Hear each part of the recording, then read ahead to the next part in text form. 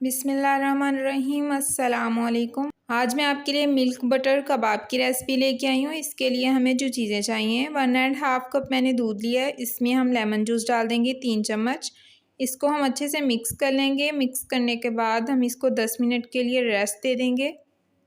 अब मैंने Thai piece लिया है, 250 ग्राम चिकन लिया है। इसको मैंने क्यूब में यूँ कट कर लिया है।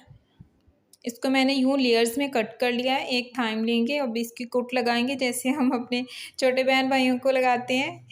इसके बाद हम इसको साइड पे कर देंगे और एक मसाला रेडी कर लेंगे। सबसे पहले इसमें नमक जाएगा 1/2 टी स्पून, कुटी हुई लाल मिर्च जाएगी इसमें 1 टीस्पून, ज़ीरा पाउडर इसमें जाएगा 1/2 टी स्पून, टाटरी इसमें जाएगी 2-3 चुटकी, रेड चिली पाउडर इसमें जाएगा 1/2 टी स्पून। अब हम इन सबको ग्राइंड कर लेंगे, एक पाउडर शेप में बना लेंगे। अब हमारा मिल्क बटर रेडी हो गया है।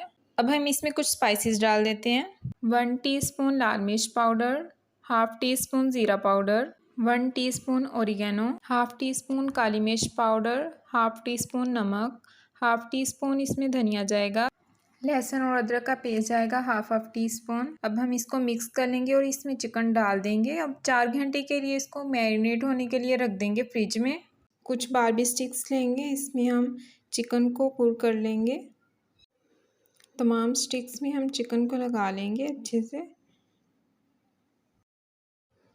चिकन वाली स्टिक्स जो हैं, आप इसको किसी भी जाली स्टैंड पे रखिएगा ताकि जो एक्स्ट्रा मिल्क है वो सारा नीचे रह जाए और फ्राई करने में हमें इजी हो।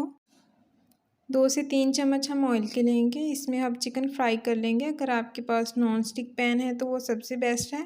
एक साइड से चिकन का कलर चेंज हो जाए तो हम साइड चेंज कर देंगे। इसके ऊपर फिर मसाला ऐड कर देंगे जो हमने पहले से बना के रखा था।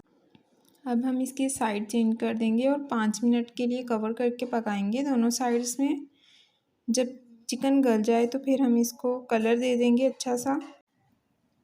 नॉन स्टिक पैन नहीं था तो इसलिए सारा मसाला चिपक रहा था, तो फिर मैंने तवे पे इसको कलर दिया है। अब हम तमाम कबाब को डिश आउट कर लेते हैं। मैंने पाइपिंग बैग में थोड़ी सी मायोनीज़ डाल के इसको गार्निशिंग कर दिया है। मिल्क बटर कबाब हमारे तैयार हो गए हैं। आप इस रेसिपी को ज़रूर ट्राई करिएगा। कमेंट्स में बताइएगा आपको ये रेसिपी कैसी लगी। अगर आपको ये रेसिपी अच्छी लगी हो तो चैनल को सब्सक्राइब करना मत भूलिएगा।